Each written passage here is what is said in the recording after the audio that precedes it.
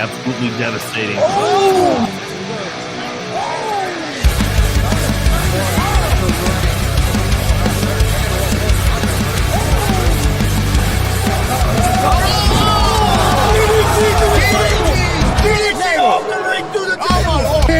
This is Joey Owens' show.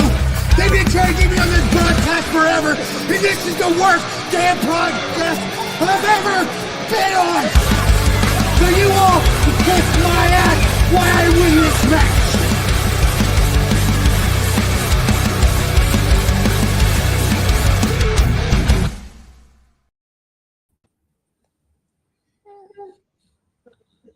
All right, what's happening, everybody? Welcome to GWR Gonzo'S Wrestling Room, Monday, December 15th, 2025. I'm Chris Gonzalez, joined by Tony Gonzalez, Marcus Fine, and Warren Misery. How's it going, guys? Doing good. So you got a new partner. Yeah, we got a little help today. It's going to be tough on the rapid fire. I don't know how they'll answer any questions here. Here, I want to play Who Glenn. trained you? Here, I played Glenn. Well, let me go lay down in my bed. Yeah. Well, hopefully everybody had a good weekend and stayed warm. That's been the main thing, trying to stay warm and keep your pipes from freezing. So everybody's doing well. Not a lot of shows this past weekend because they all got canceled. But I think Marcus has a little bit of results for us from Friday night at WCW, I believe. Let's go to the Marcus Fine Independent Wrestling Report. Okay. Well, again, there's not a lot to cover. I do have no prayer requests. Birthdays. Let's see what I got here. Okay. Justin Rothfuss. He is Shauna Reed's brother. He used to work for the Micro Wrestling Federation as their driver and security guy. He's doing what Drew Skills is doing now. So his birthday is today. Mickey Midas' birthday is today. Superfly Johnny, who we had on the show about a month ago, his birthday's on the 17th. DCCW Terry Coons' birthday's on the 19th. And Micro Nate the Gnome's birthday's on the 21st. And referee Kyle Harris's birthday's on the 21st. And that's all I have on those. So everybody had their birthday last week. Not a lot having birthdays this week. Okay, I do have the results from WCWO Friday night at the Outlaw Arena. Thanks to, of course, our good buddy Wes Ryan. All of these are non-title matches. So Maliko defeated Cameron Cross. Pogo won a scramble match that included Andre Strait, Eric Onyx, CJ Cyclone, Jay Steele, and Scorpion. The James Gang defeated. Oh, wait a minute. Nope. Slaughterhouse versus Phoenix, and Mike Noble went in a no contest when the James Gang attacked everyone. Zach Nova defeated Cousin Cooter and TJ Powers in a triple threat. The James Gang defeated the Highlight Reel. And IK3, Eric Onyx, and Zay Gates versus Rampage. IK3, Eric Onyx, and Zay Gates won. And that's it. Okay. I'm not quite sure why they bunched all these matches up like that. They had a bunch of talent, but I'm not complaining. I don't want to hear no complaining. I'm not complaining. It's just a lot of wrestlers. So Yeah, I blame Reggie. it's probably very cold when I get everybody home. So, but I'm sure it was a good show. I wasn't there. My daughter or the granddaughter's 18th birthday was Friday, so that's what we were doing. And nobody ran Saturday. No Saturday or Sunday. It was nasty out. Okay, guys, the topic I want to bring up, we're going to have a rapid fire guest.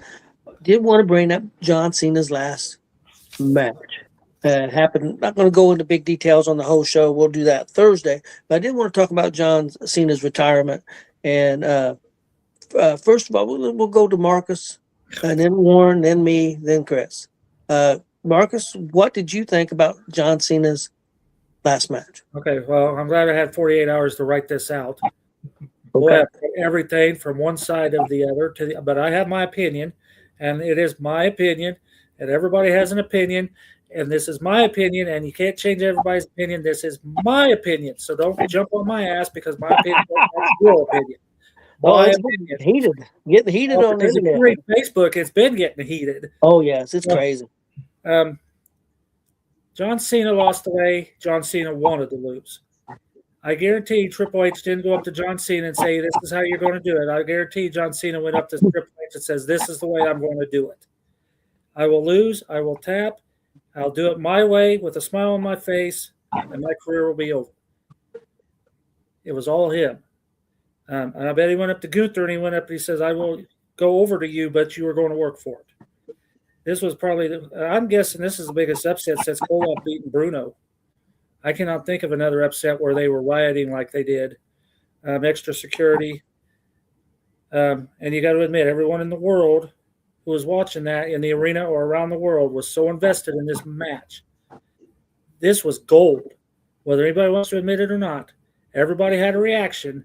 You don't get that very often. This was gold. So that's my opinion. I think Cena chose how he wanted to go out. Why else would he smile? He tapped because he was done. His career was done. Can I say one thing, Marcus? Sure. You might piss me off. You can say it. No. I don't think it will. I agree with you. That's the way Cena wanted to go out. But I also believe that's the way Triple H believes it should have been too. I mean, I think he believes giving back to the business is a certain tradition, a certain way, and I think that's the way most of the people behind the scenes in WWE believe. I also believe, though, if Cena would have wanted to go out a different way and say, "Hey, I want to win, I want to do this," I think they probably would have accommodated him. But I don't think that's what he wanted. So I agree with you. And Hollywood House is in the chat. Gunther is elevated from this. I left that out. Oh, no doubt. No, I agree. And what John did for him, he patched the torch in a way, and Gunther is one of the top heels. This is going to be good. I guarantee it. I agree with you. Let's go to War. See, his is totally different. Oh, I wholeheartedly. It's opinions, and I'm sorry. I'm not buying that. I am not buying that for 1 second. Because here, one of the things I look at that, and one of the things I've been constantly seeing ever since this was, that's the business. That's what you do. That's how it's done. That's how it was done in the 70s and 80s, Marcus, when you and Tony watched this stuff. Because it was a different time. The one thing I believe, and the one reason I always liked Ted DiBiase was because of the theory of everybody has a price. Everybody does. There is nothing in this world you cannot tell me that you would not do for whatever amount of money. With that being said, that means there's exceptions to the rules. John Cena was an exception to the rule. He meant more in the last 20 years to this business than any single wrestler out there. And you can suspend the "you need to go out on your back" rule for him to get that win, because everything he based on, he's the all-time Make-A-Wish individual. Now you essentially lost that now because you tapped out. You gave up. How can kids that are watching their dads, when they look at their dad, go, I thought, Dad, I thought. And how do you explain to your son, well, okay, so here's how wrestling is. It's just, this and that. And to use a term that's been used constantly so far this year, they fumbled this whole thing. This whole thing was fumbled from the beginning because of the dates he had left. And this tournament they did. There's so much in this. I processed this too, and I've gone across this even today. They fumbled this because you did not get that Cena promo on Gunther, that heartfelt SmackDown the night before Saturday night's main event in the middle of the ring saying, Gunther, you want to make me tap out? That passionate Cena, that guy that's going to bring 110%. You didn't get that promo out of him to really push this over the top because you wasted him on other shows. And I respectfully also disagree with Mr. House, with you guys. Gunther didn't need elevated. Gunther already had the strap on him. Gunther was already a well-known individual amongst the WWE. You want to elevate someone, take that My Time Is Now tournament, you take the hottest guys from NXT and you make them fight. You think about elevating Trick Williams, if he pinned Cena 1, 2, 3 in that ring, what that would do for him? Gunther already has it all. Gunther's already there. He's not. He's already there. Gunther did not need to be the man to make Cena tap out to get where Gunther is, because everyone already respects Gunther, understands Gunther, and knows what Gunther is. I enjoyed Gunther when he was Walter. You want to go back and you want to see wrestling, you watch WWE UK Championship Finals versus him and Dragunov. That established him as a WWE guy out the gate. And one of the other things I saw was from you guys. Did you see the post from Jeff Jarrett? No, I have He not. basically said, when I go to a movie, I don't want to see my superhero get defeated, beaten, and destroyed by the bad guy. I don't want to see my favorite team fight and claw and do everything they can to lose at the end. This other wrestlers, this is fine with. But you're talking about a guy that you're literally saying is the GOAT and wants to go out on top. That's how it had to be. He had to be the star on the tree. He's still going to be around for 5 years as an ambassador for WWE. He's done in-ring wrestling. He may still make camera cameos. So I think that there was a fumble with this. There just seems something off about him too. Like I feel, and I'm not going to dig up conspiracy. I'm not going to dig up a lot of stuff, but we know that ego is a huge thing. And I honestly feel that while I love the game, Paul, the CEO, I think his ego did not want Cena's retirement to overshadow anything he's ever done. So he wanted to make sure he kept it at this level, this certain level, to where it didn't go above and beyond as one of the most memorable things that ever happened. And it's just something that, like I said, they did the thing with the belts that felt really off, and they tried to play it back to Hogan when they did that for Hogan. The difference is Hogan's ego needed that. Cena didn't want that because Cena's not egotistical. So he very well may have said, he's such a company guy that they may have came and said, hey, listen, what do you think about this? And he would have, you know what? I'm good. Yep. Okay.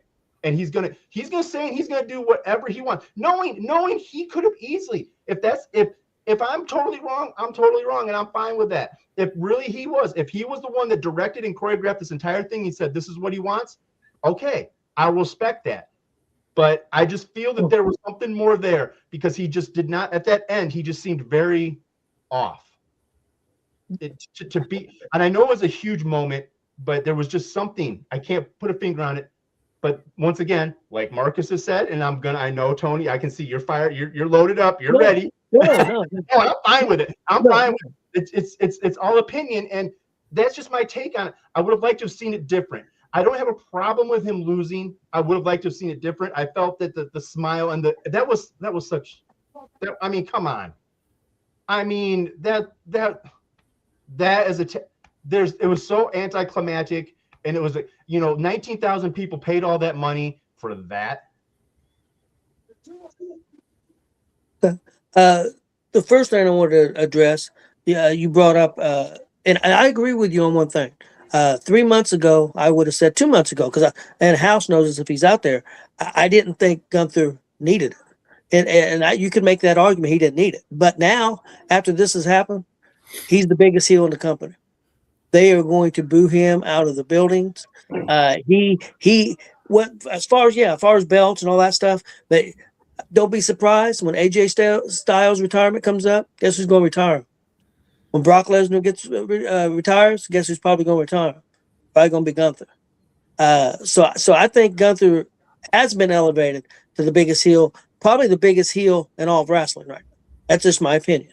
The thing about the belt you brought up, Cena did not want that. Cena didn't know they were going to do that. Yeah. They called that on the fly, and he did not. That wasn't something that Triple H come up with. That was something that Cody and Punk did, and Cena didn't want it. He ended up going along with it to a certain degree, and I think he was uncomfortable with it. Talking about the way they did the show, they talked to him about doing just a big tribute show on Saturday night's main event. He didn't want that. He said, I think you're going to do, I don't think we can do it right, because I think we're either going to do way too much or we're going to do way too little.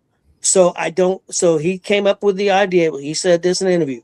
His idea was to do NXT talent against He called them exhibition matches. That's his words. Against main talent to feature them, and then his last match, that was all his idea. He said in the interview, now whether he ended up having some say on who got called up from NXT, but in the interview he told them whoever they wanted from NXT to bring up. Now he could have had some say in that, later on. I don't know.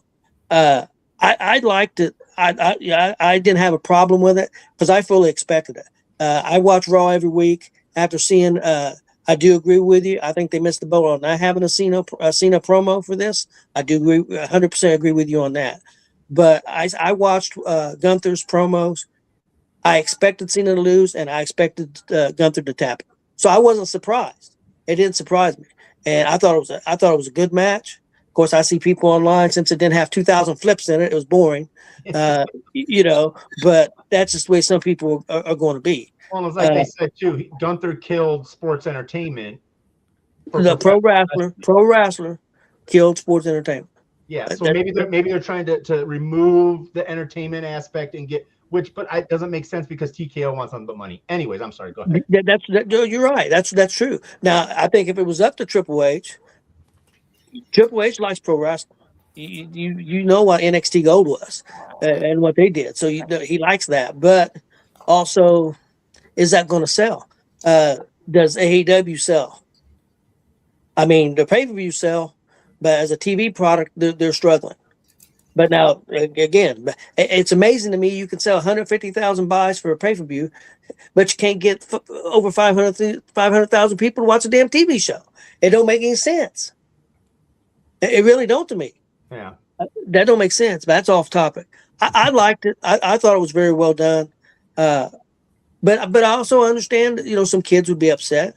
But to me, anybody that watches the program all the time, how they didn't expect Cena to lose is what's amazing to me.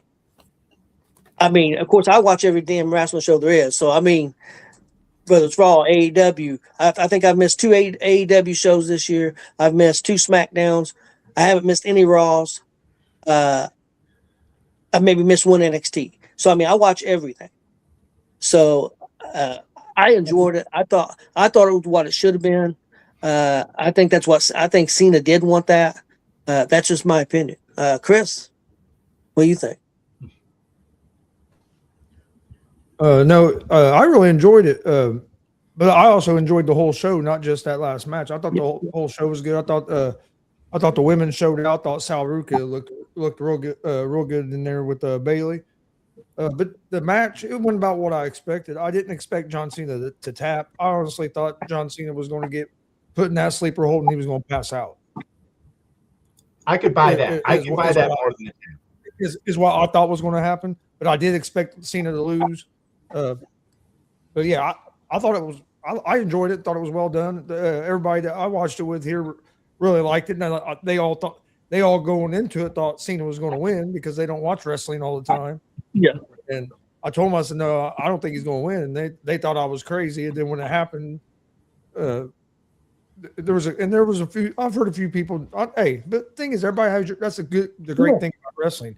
Everybody can you have your own opinion on it, and you're not going to like. Everybody's not going to like the same thing. So there's something for everybody in it. But yeah, I thought it was good. I enjoyed it, and from the interviews I've seen, I think Cena had a lot to do with the match and the way stuff was end up going down. Yeah, and I agree with you on one thing, Warren. I don't think the word fumble is right about the whole retirement. I think it got screwed up when The Rock got involved. I think they had a plan laid out, and The Rock and they screwed things up from the start. And then after that, because I seen Cena say this in the interview, pivot. He said because they blew up the plan because he didn't say The Rock. He didn't call out any names. He said there ain't no point in crying over spilled milk. I've seen him say that in an interview. He said, it is what it is. We had to pivot, and we pivot. But some of the pivots they did were very good. The Travis Scott thing, Travis Scott fell through. They thought he was going to be a jelly roll type guy to bring in. But that's why Jelly Roll came in. Yeah, I think right now the tonight is huge. It's a key point. How are you going to springboard Gunther now? What I mean, is Punk gonna come out and start saying how, you know, blah blah blah, or is Gunther gonna come out and start ego boosting what he did and have Punk come out? That's your next logical. You've got if you're gonna have Gunther tap out Cena, he's got to start the year against Punk. He's got to. But Warren, you know how the internet community is. If Cena would have won that match, what would I'm not gonna say the majority, but what would have some of the people said on the internet? That it would be that, oh, you know, it's, oh, here's Cena getting everything, you know, baby and Cena, blah blah blah. Super Cena buried Gunther. Here you got a big star in Gunther, and now they buried him. That's what I mean. I'm just being honest. That's what people, you're right. people would say. But you look back on it too. Remember, Jey Uso tapped him out. You know, like I said, it's just really, like I said, I would have loved, and I'm still going to continue to get on my pulpit for working these NXT. You've got Obafemi. Obafemi showed out. You've got now that Cena's gone, you've got to really focus on your future. You've got to get these guys ready. I think there's some guys that are going to get called up soon because SmackDown's going to go to 3 hours after the first of the year. So they're in a weird spot with NXT because their women's division is just low. Yeah. I mean, they got women's for days. Men, they don't have. I mean, I've seen Triple H say in an interview he said women get it quicker than men. For every man that gets it, we got 5 women getting it. So that's why they got so many women and the men are struggling. So the problem is if they bring 3 or 4 guys up at one time, it's going to kill NXT on the men's side. And they got to be careful with that because it's also, whether people want to say it's a developmental or whatever, it's also a brand. I mean, there is a TV show that they expect to get ratings. So it's tough there. I definitely think Trick's getting ready to come up. I would say probably Oba's getting ready to come up.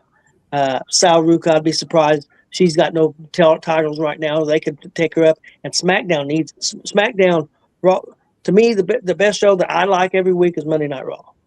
I like that. My number 2 show is NXT, and then I would probably take AEW over SmackDown. SmackDown is very up and down, and it's don't have enough talent. It's very weak on talent. I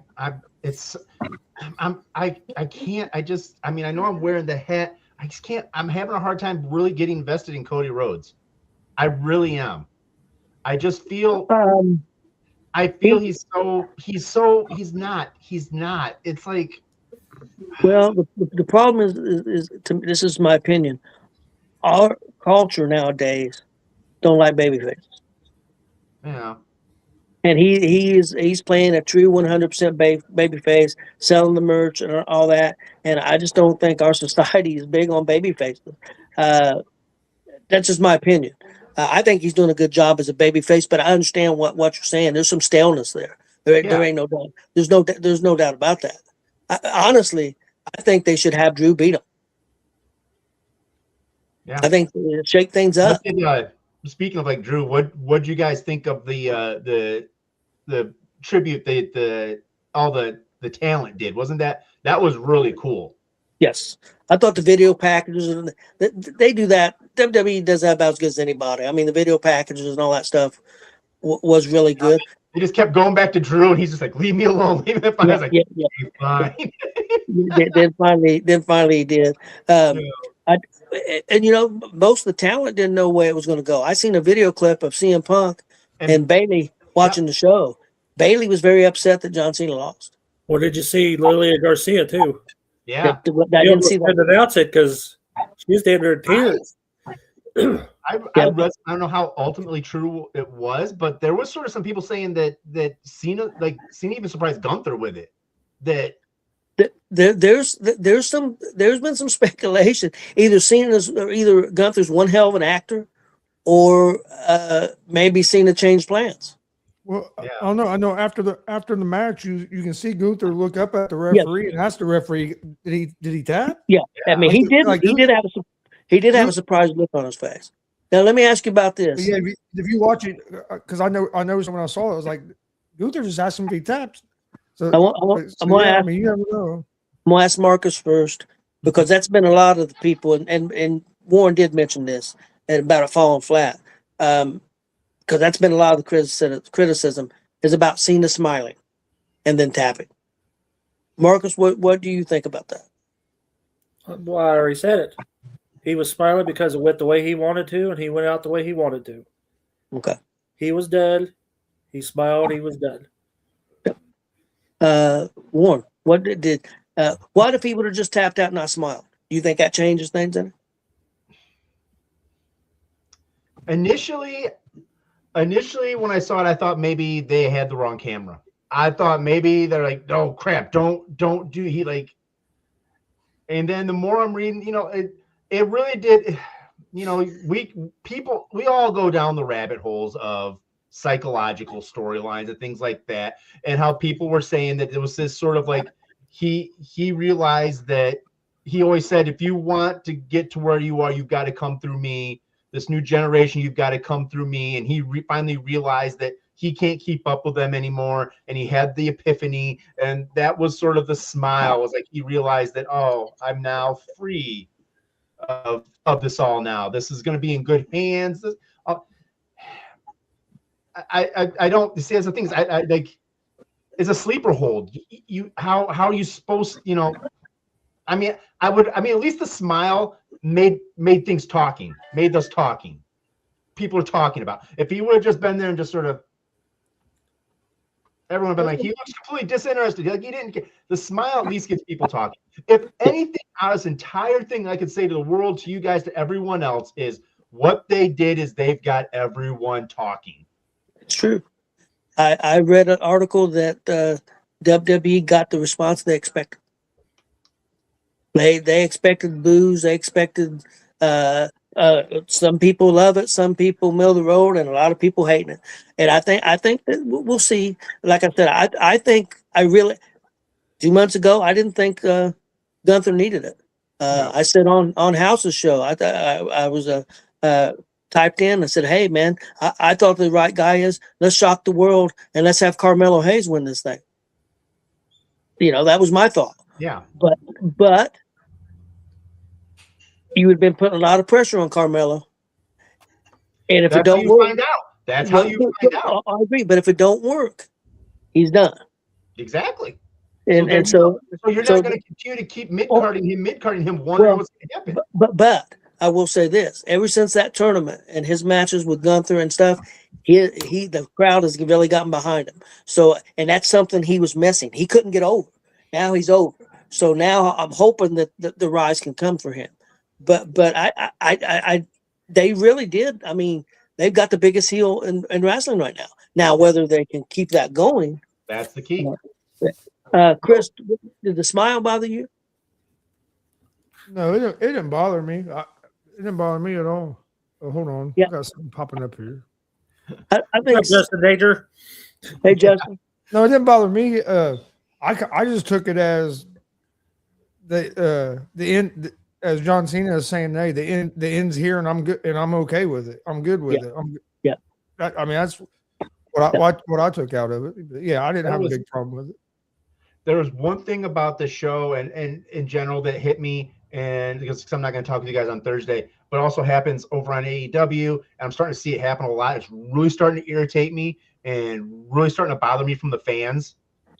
Is the FU chant. F you Gunther, but the full now, Yeah. It's annoying. It's right up there with the what chant. There's no need for it. Criminy, 19,000 people in that place, a lot of family. I mean, I'm not like this most like straight-laced guy in the world, but come on, man. There's a lot of kids there. You don't need to be as a crowd chanting F you Gunther. I mean, it's getting to be really stupid and play out. They do it in AEW with Callis. With Don Callis. And the funny thing is that people don't realize that these people are chanting stress is they feed on that. They want that. And you're just feeding right into what they want. So as much as you think you're being smart, you're yeah. And it's like they booed. It's just they booed Triple H out of the building, and Cena said, "Man," he told Cena, I don't know exactly what he said, but I believe he said, "I'm sorry, man." And Triple H don't care. Hey, I watched the post. I watched the post show, and they was on there, and they were booing him. And he turned to the crowd. He said, "I'm really disappointed. I thought you guys would be louder." You know, so And that's one of the reasons another thing that kind of shows me that it was done good and done right was that if everybody loved it, it's not done right. you want emotion. You know what I mean? If 90% of the people loved it, it wasn't done. It wasn't done right, because then where do you go from there? Now if you got almost half and half or 60 and 40, you can build off that and go different directions. But if everybody likes it or everybody hates it, to me in the wrestling business, you're screwed. You want that back and forth. You want there to be people on both sides. You don't want on one side. I really got into the match. I mean, there was 2 or 3 times I thought Cena was going to win because he kept coming back. So I thought they played that very well. And of course, like you said, I could have lived with one less 5-knuckle shuffle. yeah, I could have lived with one less 5-knuckle shuffle. I agree. Well, I agree. I would agree with that. But the crowd loved it though. So I mean, I knew why they were doing it, but it was like, how many times are we going to do the 5-knuckle shuffle? Some things they do for TV, some things they do for the crowd. You know, like when Jey Uso comes out to 2,000 yeets, you know, let's do it again. That's for the crowd in the arena. I get tired of it watching it on TV, but when I was in the arena, I loved it. So, you know, you got to do things for try to please everybody, which is very difficult to do nowadays, no matter what you do. Well, I think things come off different live, better live. Some things come off better live than they do on TV, and then some things come off better on TV than they do live as well. So yeah. Oh, I mean, yeah. Well, I mean, you know, case in point, I don't know if you guys had a chance to experience it, but I got to experience in person. I got to experience the Fireflies from Bray Wyatt. I got to, and that is way different in person than on TV. Like it was unreal when you just look around. Same thing with places lit up with people's phones. It's crazy. Same thing with the like the Undertaker entrance. You'll never understand if you've never been there and experienced it. You don't understand it. You can't get that feeling from the TV of what it is live. Kane's Pyro is another one. Flames coming out of the ring when Cena threw Undertaker, or not Cena, when Undertaker threw Edge through the canvas and the flames shot out. I mean, seeing it there in the arena, and you could feel, even though we was 15 rows off the floor, we could still feel the heat. I mean, so yeah, it's definitely. Again, I enjoyed the show. I think they got huge ratings, but again, it depends on how they followed up. I do agree with you on that one, because that's one of my big gripes about AEW. They'll do a good pay-per-view, and then the next week they ain't followed up. They could almost turn Gunther into like the Legend Killer type. I mean, honestly, you could go that route too with Orton. You could have Orton come back and be like, "Oh, you're killing legends? I'm a legend. Yeah, I killed legends. Yeah, you could milk that through Rumble to before Mania when Gunther goes after Punk, or if Gunther has the belt and Braun is now a face, because come on, Breaker's gonna turn face. It's inevitable. The crowd likes him way too much.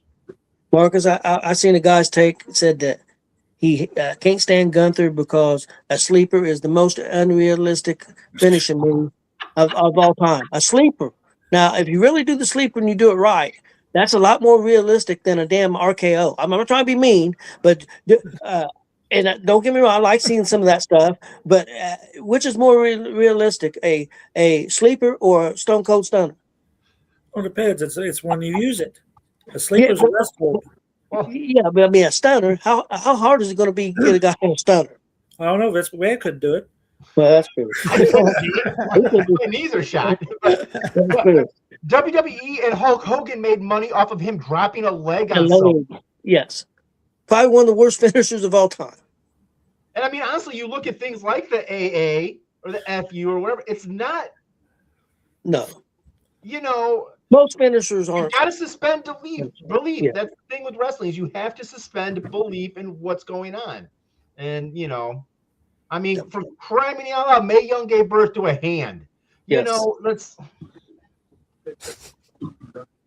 He grew up to be the guy that stars on Hamburger Helper. Exactly. You know, I mean, the Dudleys were all related. There's, Well, speaking. they Okay, hit the 6 weeks of something that. popped in my head when I'm talking about elevating people. When we talk about, Yeah. I go back and I don't know the date, the exact times, but it was when Taker was in his big dog, this is my yard phase. Monday Night Raw, he had a ladder match for the title. Who did he take on? Jeff Hardy. Jeff Hardy. What happened after that match? Hardy lost, Yes. but Taker elevated him in a Yes. way that solidified him as a single star. I agree. So it's not that it can't be done. Like I said, it's just, Well, and see, I think Oba got elevated, even though he didn't win the match. And one reason I say that is because his face-off on Friday night on SmackDown, his presence and his mic skills outshined Cody. And I think it was meant to, because Cody didn't say a lot. So that Friday and that Saturday for Oba was huge. Huge. And those then fans knew him. Those fans were behind him.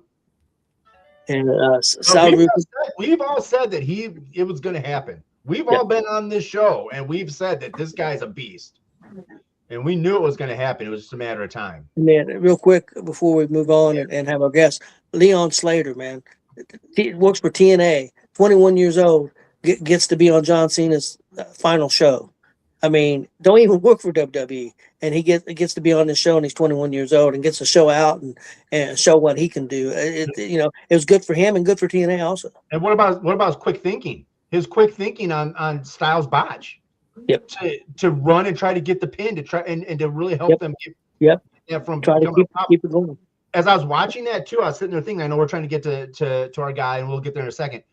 I can honestly see if he's going to hold that X Division title through the year sometime, him and AJ feuding with AJ because AJ was the first X Division champ.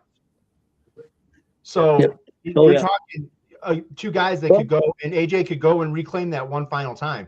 And I do question him being the youngest. Amazing Red was 21 also, but I don't know if we're down to days. But Amazing Red was. I think he just turned 21 though. Yeah, so I knew it was close. I knew it was close. He may have been 20 when he got it, because I think he just turned 21. So I think what WWE, what they got there with Slater and him and Javon. I can't think. Javon Bouncy Boy. Take them to have them win the NXT Tag Team Championships, both titles on SmackDown and Raw, and TNA's Tag Team Champions. I mean, you could make them the tag, even if they only hold it for 3 or 4 months. Could you imagine the buzz if they held all those titles? And then as a 21-year-olds, both of them 21 years old. I think it'd be great. Okay, guys. Young guys. I think we got a young guy in the. Well, hang on, I got 2 takes. Oh. Okay. 2 real quick takes. Okay. Yes, Warren, I have watched wrestling on black and white TV. I have to. We've done that. And I just see, because I got this stage set up, on January 20th, they're going to run another Unreal documentary. Yes. Cena and The Rock are the pictures, so I guarantee they're going to run this year of Cena on that documentary, I'm guessing. I would imagine. So at least January some. 20th. Maybe we'll get some answers. So, yeah. All right. I'm good. Okay. Let's bring in our special guest. I assume he's in there. Pharaoh King.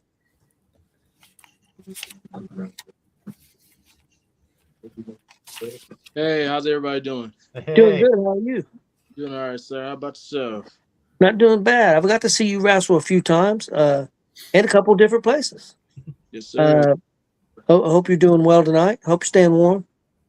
I am. I heard you guys talking about Cena's last match, and wow. What'd you think of it? Okay, so I do want to go back and say that was not 23-year-old Phaoah watching that. That was definitely 8-year-old Phaoah watching that match. Okay. It was exactly what I expected it to be. I knew going into watching that match he was going to lose, and I feel like the only way to really solidify that match as his last match if he would have tapped out, to actually remember that match. Like, because think about it, like all those tour matches that he had was like really forgettable in a way because they weren't like out there. Something didn't like really shake it other than like John Cena, when he was on his heel run, like cheating, low blowing, and then AA 1, 2, 3, and then he leaves out. But this is the one match that he definitely needed to give that last oomph of his retirement tour. That's something that we will never forget ever. That changed wrestling from then on. Wrestling will not be the same. Just like wrestling was different as if Undertaker's streak getting ended by Brock Lesnar. Completely different. As soon as that stuff happened, wrestling kind of changed forever. Okay. And someone was elevated to a whole new level forever, which was Brock Lesnar, and they're doing the exact same thing with Gunn. And I'm completely fine with that. Okay, that's a good point. To his point, real quick, if you reaction around the arena, it was a lot like the reaction when Lesnar broke Undertaker's streak. If you saw the faces of the crowd and stuff when they were showing, the reaction of the crowd was real similar. Yep. And I was shocked by that because, again, I don't know. Just me watching wrestling. I thought he was going to lose too. So. Yeah, I would have been not shocked, but I would have been surprised if he would have won. So I don't understand why all these people were like, and kids, I understand. Little kids, I understand. Adults, I don't. I'm just being honest. If you went in there and thought he was going to win, I've got some land I'd like to say. No, I definitely agree. I knew going into it that he was going to go down swinging, but he wasn't going to be the one holding his hand up. I already knew. And don't get me wrong. If they would have decided, hey, man, we're just going to make this a big celebration, have him win, have the confetti come down like they did for Sting, there's nothing wrong with that. I mean, there's not. If that's what they wanted to do, that's what Cena wanted to do, and that's what everybody wanted to do. There's nothing wrong with that either. But I think this means more, especially if they do it correctly, like Warren said, if they do it correctly. You just call Warren Walter. Yeah, he did. He did. I started to. I apologize, Warren. I apologize. Santa's watching, Tony. I know you talk to him every day when you go to work. but it would have. I think as long as they follow through, I think it's going to mean a lot for the business. I really do. Okay, this is how it's going to work. Marcus will go first. Warren will go second. I will go third, and Chris will go last. Marcus, let's get it going. No, thank you for coming on last minute. We appreciate that. One of your tag team partners, Oso Pierce, is in the chat room, by the way. So, what's up, Oso? Okay, my first question is: when did you first get interested in professional wrestling? Man, when I first turned on that TV when I was like 6 years old and genuinely saw like everything happening in front of me. Like from the moment I saw John Cena, the moment I saw Batista, the moment I saw Triple H, Shawn Michaels doing the DX stuff. Now, like I'm genuinely in love with this. Like you can ask my mother, if you guys ever get a chance to meet her. She watched me every single Monday, every single Friday. I couldn't really get to the pay-per-views when I was smaller because I didn't know how to watch them. So, like, I would have to wait until Monday to watch the recap of what happened on Sunday. So, thinking about it now, I get goosebumps because, like, my first time wrestling and getting into that ring and stepping into the ring, I was like, holy crap, I cannot redo this moment. I got to make sure this moment is, like, perfect. Of course it wasn't because, wrestling is just never perfect, in my opinion. But it's something that you're never going to forget. And getting into wrestling is probably the best thing that ever happened to me. And I feel like I'm born for this thing. Cool. Warren. All right. I mean, if you've watched before, you know what my leadoff question is. I'm going to give you a time machine and a front row center ticket to any wrestling match in history. Where are you going? Shawn Michaels versus Undertaker at WrestleMania. And it's because watching that, I bet watching that on TV live was nowhere near the experience of watching it in person. Were you guys at that show or even like, did you guys watch that show live at WrestleMania? Was that the one in Arizona? Yeah, pretty. That was Shawn Michaels' retirement match. And I was there. Yeah, I watched it live, but I watched it live on pay-per-view, but I wasn't at the event. Till this day, I still do not know like how other matches could have followed up behind that match. It's like how do you follow up behind a match that was that amazing? But that was one match that I will forever regret not being at as a child, and man, I could watch that over and over every day and still not get tired. It's fantastic. It was beautiful. It was a love story. Yeah, I agree with that. Your inspiration for your wrestling character. Ooh, I would have to go with my man Mick Foley. The Faces of Foley. My wrestling character is two different people. We have the good, which is Fire Academy, FYRE Fire, Kendall Fire, my mentor, and my boy Jay Glenn. Shout out to Jay Glenn, by the way.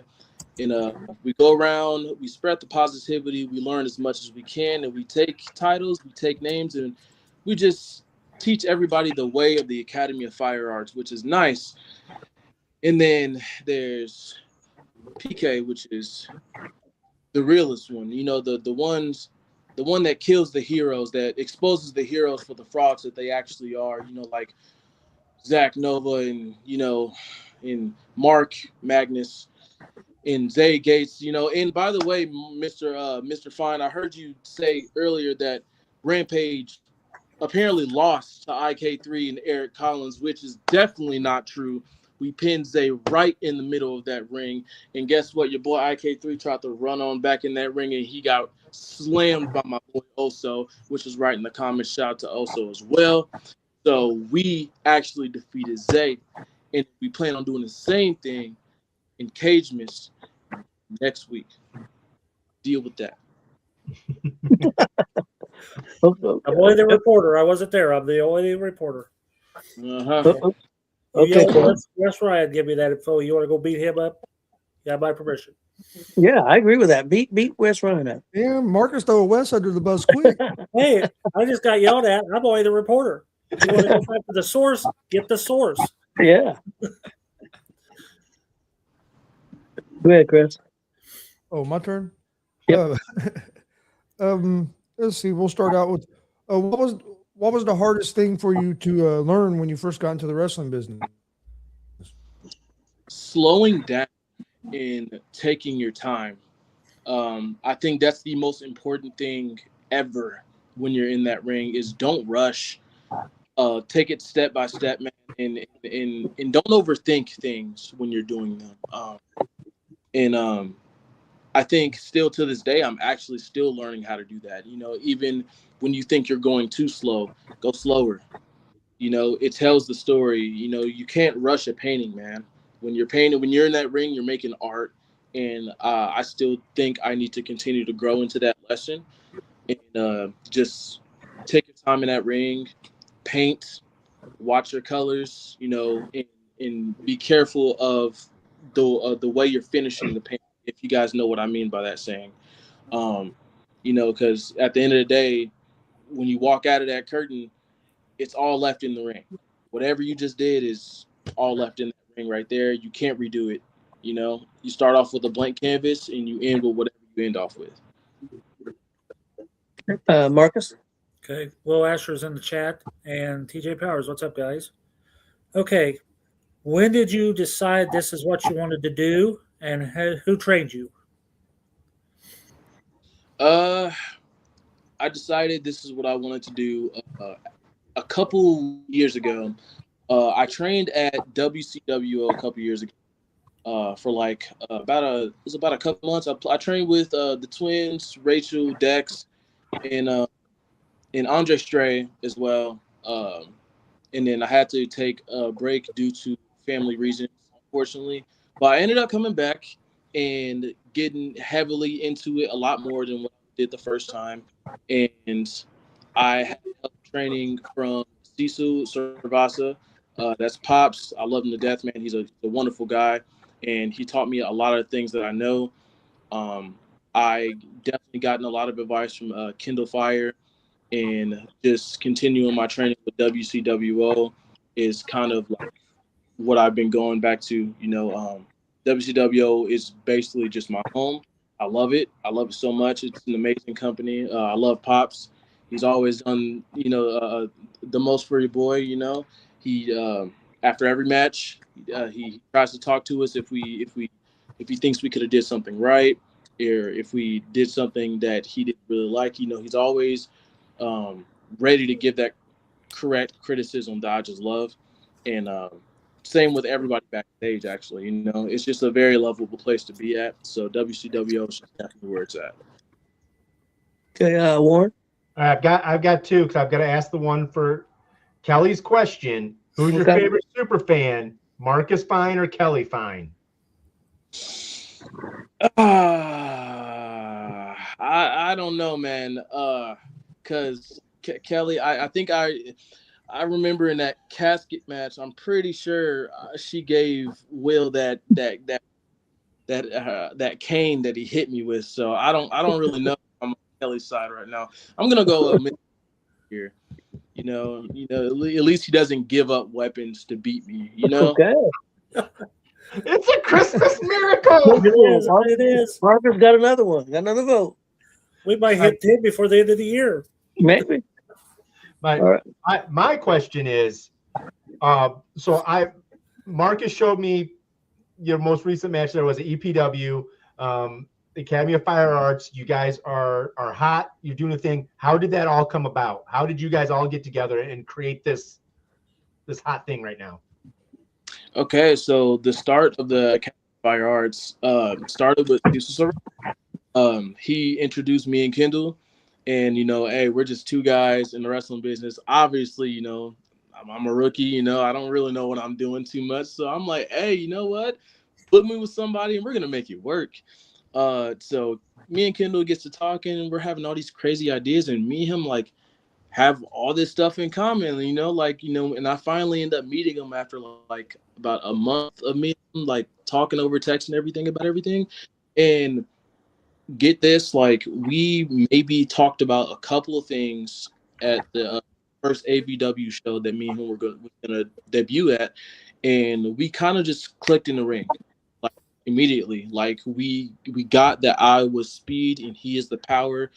We're going to hold that standard and we're going to hold it strong. We use that standard as our tag team moves, and we make it our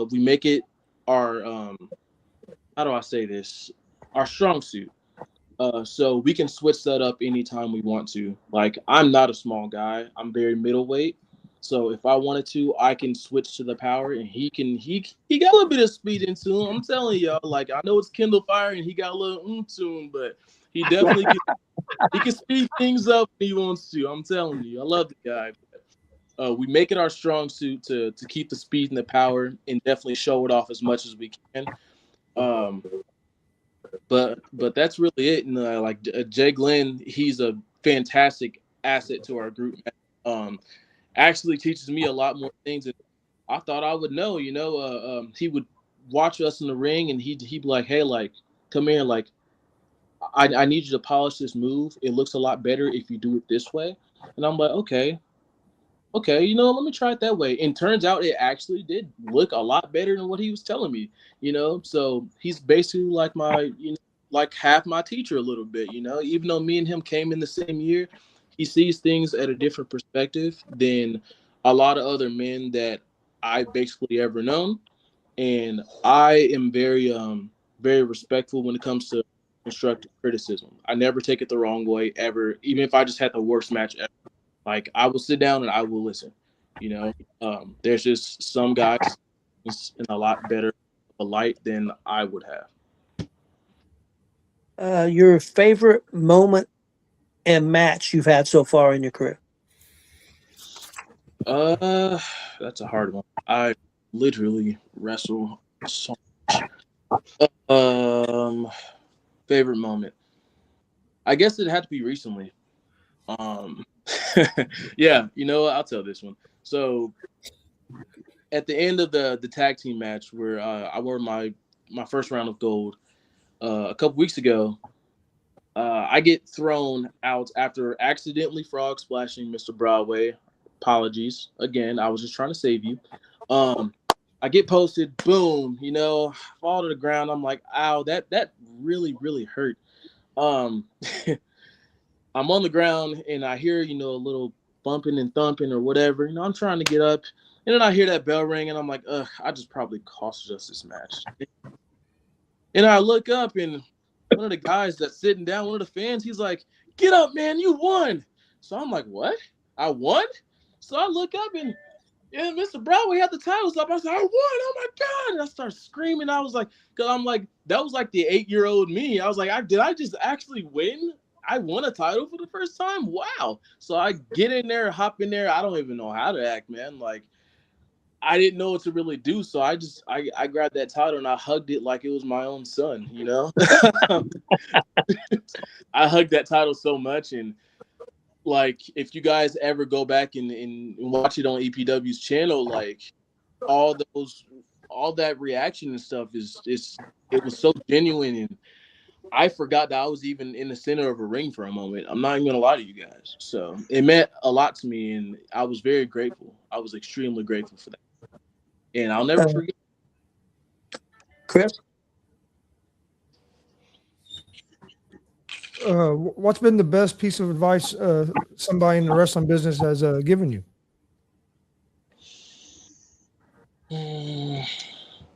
I've been given a lot of advice, but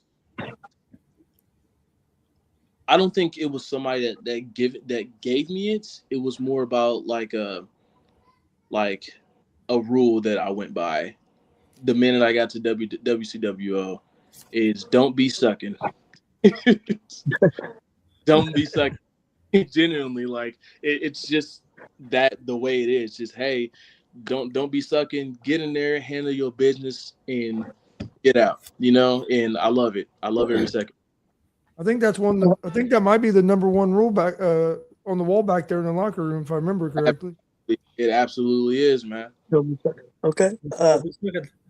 Marcus, favorite venue that you have worked in? EPW.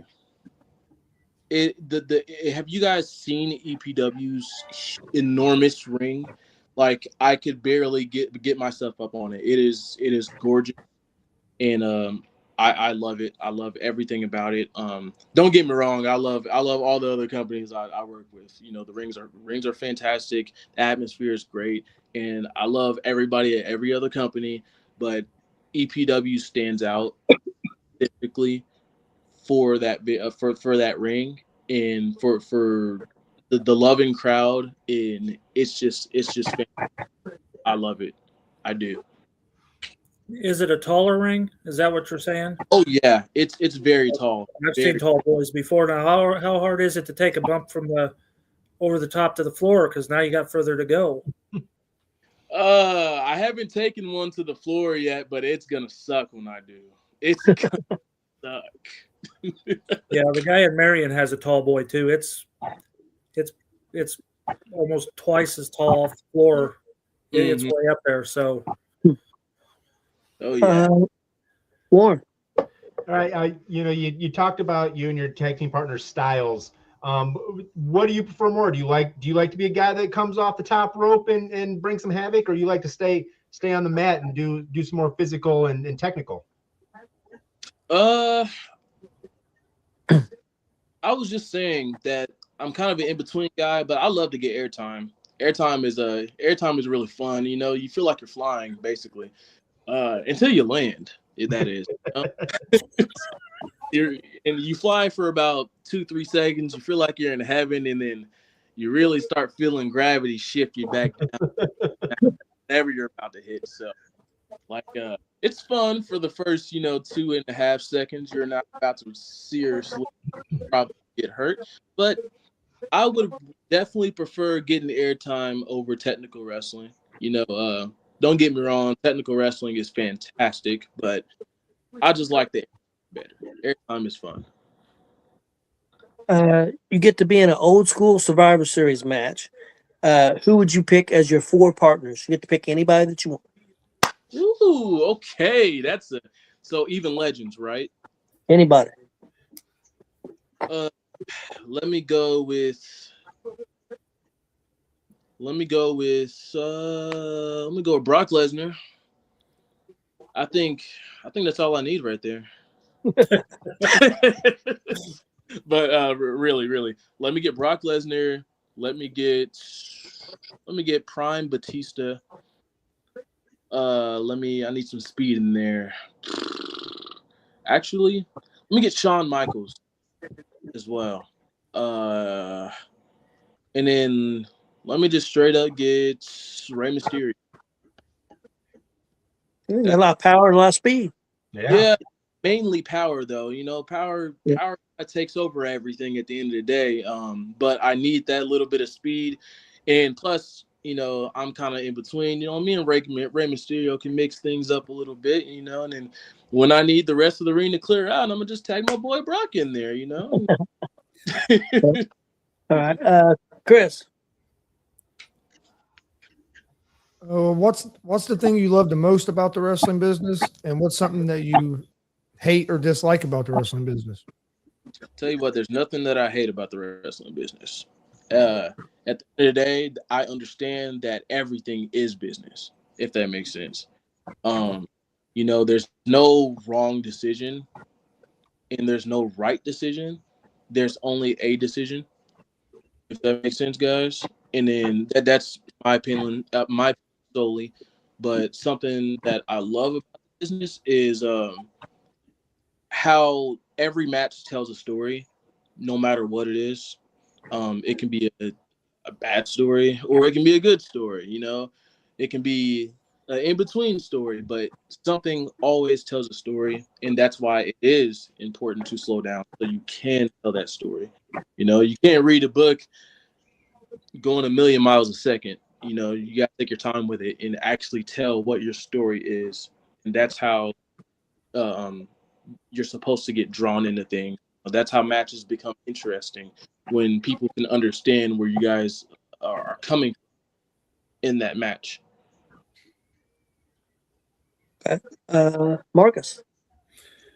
Do you have any interesting fan interactions? Yeah, I actually have. There's this one little girl at ABW. She's always at almost every ABW. Oh, I think we know who you're talking about, don't Yeah. we? Holy Walt. Always at ABW show, man. And she followed me to NBW when I was at NBW with Jay Glenn. And I was getting dressed. I just got done wrestling Rico and Stetson. It was a great match. And we're getting ready, and she waits for me to come out of the locker room. And I was in there for a really long time. Everybody was basically gone, and she waited right there with her father. She was like, "There he is, Dad, there he is." And I was like, hello. I've never really had like a fan interaction before. So like this was all new to me. And like she just wanted a photo. And I was like, "You want a photo with me?" And she was like, "Yeah." And I was like, "Okay, cool." So I took a photo, boom, and she like to this day, like I think she still had it as her profile picture on my Facebook. She followed me on Facebook and still had it as her profile picture. And it was awesome. It was a great feeling for me. It was great. It was fantastic. I thought he was going to talk about the screamer. See, that's what I said to Warren. I think we know who you're talking about. We thought it was a bad interaction, not a good one. So, all right. Okay, Warren. What's the worst bump you've ever taken so far? Just recently. Oh yeah. Friday. It was against I was in the ring with IK3 during that 6-man tag team match, and he set me up for a lawn dart. And lawn darts are they seem very simple, simple. You get lawn darted and you hit the buckle. No, that's not what happened. So I got lawn darted. I missed the second turnbuckle. Went to the bottom one and scorpioned. It knocked the entire wind out of my body for like 30, 45 seconds. And my back killed me for the next couple of days. I'm good now, but like it killed me the next couple of days.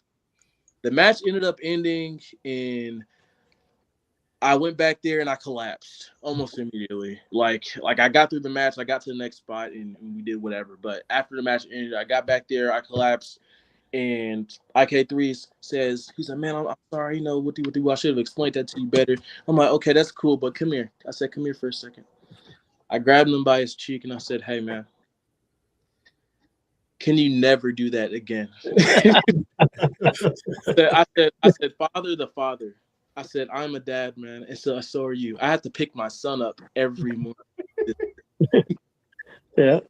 I said, I love you, brother, but please do not. I said, you can chop me so many times, as much as you want to, but do not ever lawn dart me again. Hey, them chops ain't no joke either, though.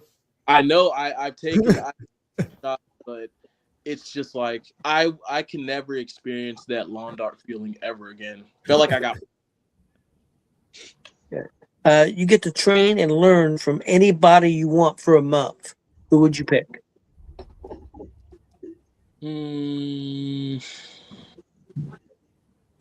This is anybody, correct? Anybody. So, that's a really good question. But I'm gonna go with my greatest of all time, Shawn Michaels. Love to train the guy for a solid 30 days. I feel like that would lift my character so much. He can be the ultimate teacher that nobody else could possibly teach because he is the best in-ring performer of all time. And I will forever stand on that. Okay. Chris. Who are some maybe some opponents that you haven't got a chance to face yet that might be on your radar? Jeremy Hadley. That would be a good one. Jeremy Hadley. Jeremy, I actually have a list of people that I have not faced yet. I recently hit a couple of them. I hit Rachel Armstrong. I hit Dex Royal. I hit Andre Stray just recently on Black Friday, and those were fantastic. But I would love to face Pops, Joey Owens, JK. I would love to face the other Pops, Cecil Servasa. I have not got to face him, but my fan favorite I would love to face is Jimmy Carrot. Jimmy Carrot is like at the very top of my list right now to go one-on-one with. Okay. Marcus, final two questions. Okay. Well, I had it. I did have it. Oh, seminars. Have you taken any seminars with anybody? Yeah. I did the Enzo Amore seminar for WPW, and it was pretty nice. He was a really cool guy. He was definitely a certified G, like he said he was. I genuinely couldn't even tell if he was faking or not, but I don't think he was. He was being real. He was actually who he actually is, basically on television. He told us about his story, about how he got into wrestling. He definitely taught us some lockups and everything. He talked to us about a lot of other different stuff, and it was great. But I almost went to a seminar that was on 01 Pro Wrestling in Illinois, and it was Mr. Kennedy. And I didn't know he was going to be there when I showed up for the Battle Royal. So I ran into him in the bathroom. I was about to go to the bathroom. I saw him in the hallway. I was like, I double take that. I said, oh shit, Mr. Kennedy.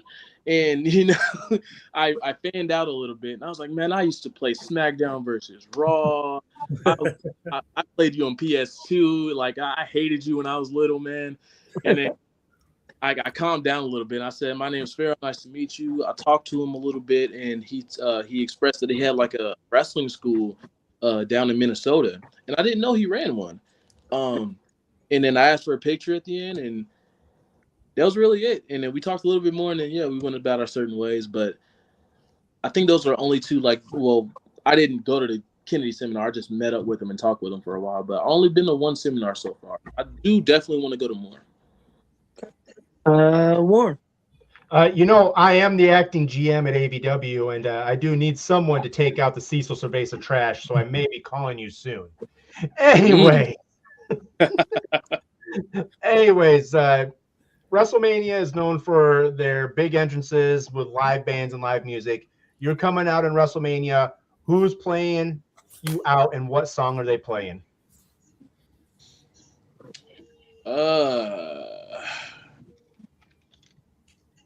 I don't think I'd have, because I created my own theme music, so I would have a pianist playing my actual theme. So it wouldn't be like an exact artist. It'd be my theme song played with the piano and every other instrument that we possibly use to create my theme song. Hey, that'd be pretty sweet. Like I said, they have those stages and have that over the side. I mean, yeah, it definitely. Absolutely. You get to be anybody from WCWO for one day. Who would you pick? I always thought it'd be cool to have a twin brother, so I'm gonna say Damien or Damien Real. So Okay. I've always wanted to have that twin magic or twin power that they have, that they automatically know like what the other one's gonna do, and they just meet in the middle with it, and I love it. Every single match that I don't know if you guys, how many guys like seen the highlight reel in ring. Probably all of you. If you haven't, then you definitely. Yeah. But the highlight reel is like, they're on a whole new level of tag team wrestling, and I just recently saw that they were in Ring of Honor, that they had their match in Ring of Honor, and man, they're great. So either one of those two, I would love to spend at least 24 hours being one of those two. Okay, Chris. Do you rather be a face or a heel, and which one do you think is harder to beat? If you would have asked me that a couple, like before the summertime started, I would have told you heel was the hardest to beat, but it's not. It's definitely a baby face. I'm gonna say it like this: I was a heel. I'm a heel in WCW, which I love. Heel is more fun.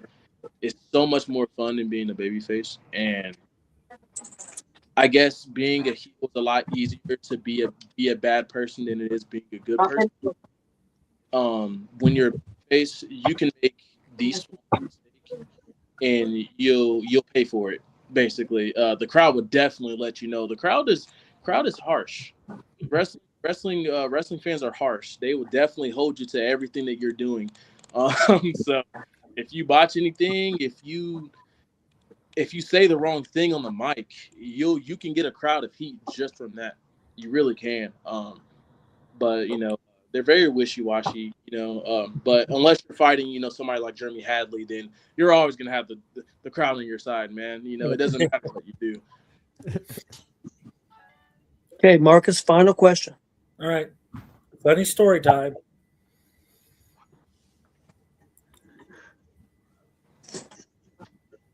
Wait, what'd you say? I'm sorry.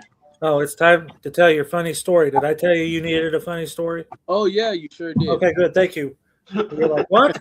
I don't have a funny story. It's time for your funny story. A funny story. All right, so going back to WPW. So, do you guys remember when I was in a group called The Detail? Yes. How can I forget? Okay. So those are my dudes, man. So we were in the beginning of the show. The show didn't start yet. It was pre-show, and we were going through some detail stuff. I was thinking about adding my backhand spring to the ring a little bit, because you guys, I used to tumble back in high school and everything. I used to do all that, but I want to keep it technical in the wrestling just for now. But I was running through stuff with one of my friends, Caleb. He was just now joining The Detail, back when we were still a little bit fresh, and he was excited to do this, and we were both hype about going in there. We were both still getting butterflies before the shows. I still get butterflies before shows, but this was a little bit different. We started practicing like a finisher move that we want to do at the end of the match of whoever we were facing, because we didn't know yet. And we were like, okay, so I want to use a Bray Wyatt splash, and you could use like whatever you want to do. I'm like, okay, so you go high, I go low. So I go low, and he did not go high.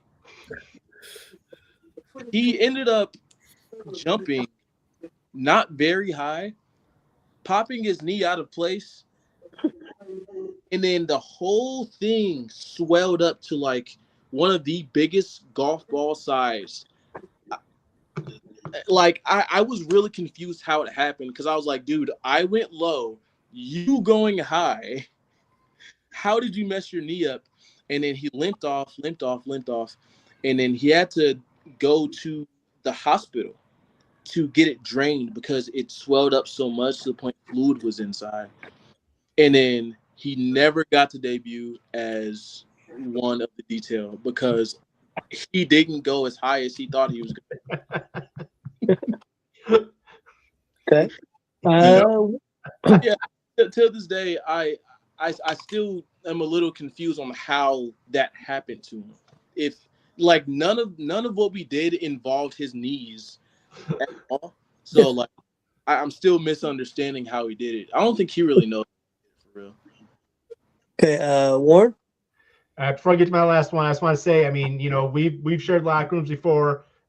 Your attitude is awesome. You're really doing great things. You know, and you're in my, when we get ready for the year end stuff here, you're going to be up there for my rookie of the year consideration. So just something I just want to get there before we get to the end of the show. But my final question is always an easy one. Do you consider yourself a degenerate, or are you an NWO for life? NWO, baby. Woo, I thought maybe because of Shawn Michaels, you might. Yeah, I was surprised too. I was too.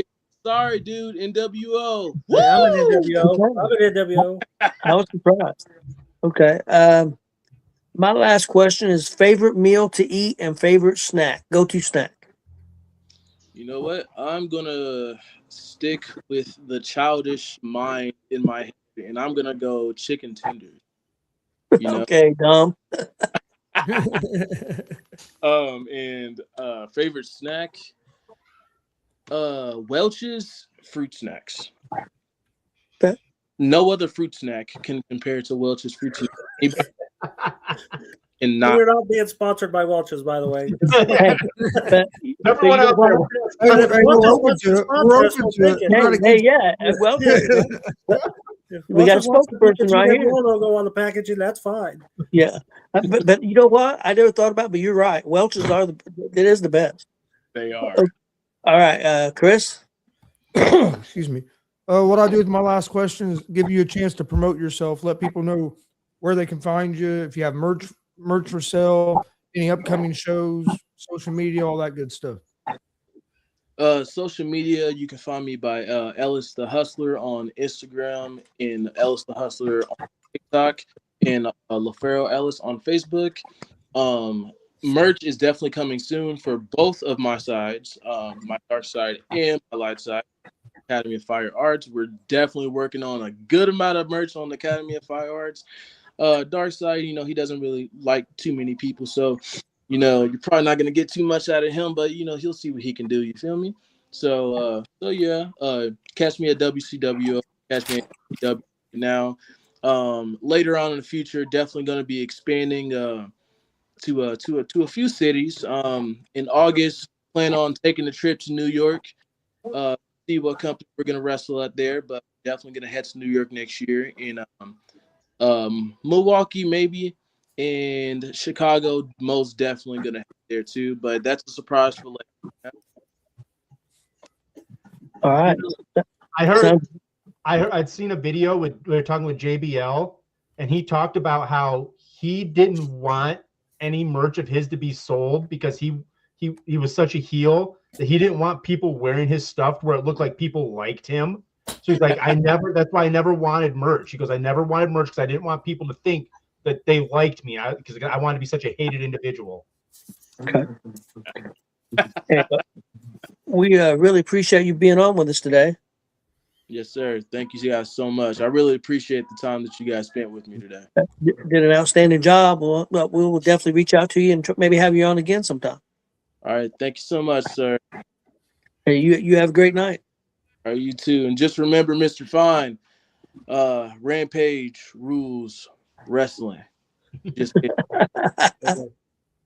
See you guys later. See you later. Now, guys, aren't we? I thought we already were sponsored because isn't it every Monday we get this is the Joey Owens show. That's true. So, are we sponsored by Joey Owens? Yeah, kind of. Hey, if Joey Owens says it's his show, it's his show. You don't. I'm not gonna argue with him. I've took a chop from him, so hey, That's good enough for me. You guys can argue with him. You guys ain't had to chop you. No, I'm not arguing with him. Well, guys, I thought that went really good. I thought he did a great job. And he really is. I mean, he's a young up and comer. He puts it all out there. And like I said, I've been backstage in locker rooms with him. He is a positive influence. He's always learning and talking. And yeah, he's someone to definitely keep an eye out for. Yeah, very respectful. Awesome. Very respectful too. Yeah. Well, if you work WCWO, most cases you're gonna be respectful. Yeah. Well, guys, then we had a great show. You guys got anything before we get out of here? Off the top of my head, I mean, remember Santa Claus is watching, so. Yep. We got face or heel pro wrestling talk Thursday, 8 p.m. Definitely gonna be talking a lot about the Saturday night main event show. The whole show, we'll be talking about that. So tune in. We got some other stuff. Warren, you might check this out. Seen a really good dog collar match on TNA. It's on YouTube. Happened this past Thursday, a women's dog collar match. Very, very good. I think you'd like it. It's very, very good. Yeah, you might check it out. All right, yeah. Speaking of other promotion, I mean, AEW is going to be doing some more stuff with the holiday coming up too. They got some interesting. Correct me if I'm wrong, but isn't it? It's going to be Omega and Chris's favorite tag team, the Bucks, versus 3 members of Don Callis family for the $1 million. Yep. Oh, don't get me going on this $1 million stuff. I'm not a big fan of that, but hey, the main event for World End is shaped up now. That's going to be an interesting Page versus Joe versus Hangman's or Swerve. So, yep. But yeah. Well, everybody have a great night. Try to stay warm. I think it's warming up though. I think tomorrow's going to be pretty good. Supposed to be like in the 50s Thursday. So, on Friday when we're to dub, it's going to be back to the 20s, and then it's going to warm back up. It's like, woo. Yeah. Yep, that's true. I got 6 inches of snow in my yard. It's gonna be 50 flipping degrees this week. We're gonna have mud wrestling matches. Hey, wait a minute, maybe you start. Yeah, maybe you and your wife get back out there and mud wrestle. I don't want to see this mud wrestling. All right, guys. Everybody have a great rest of your week, and we'll see everybody Thursday on Face or Hill. We'll see you next Monday here on GWR. Thank you.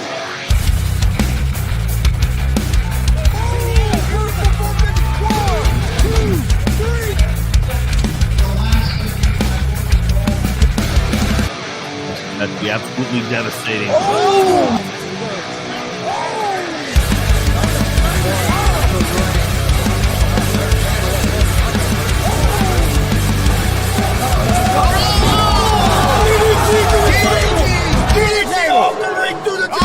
Here, this is Joey Owens' show. They've been trying to get me on this broadcast forever, and this is the worst damn broadcast I've ever been on. So you all